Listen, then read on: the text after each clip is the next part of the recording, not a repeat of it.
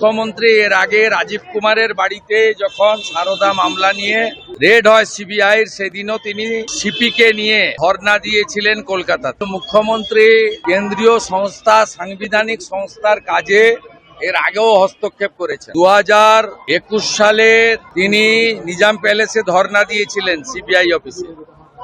ফিরহাদ হাকিম, শোভন চট্টোপাধ্যায়, মদন মিত্র, সুব্রত মুখার্জিদের গ্রেপ্তারের বিরুদ্ধে।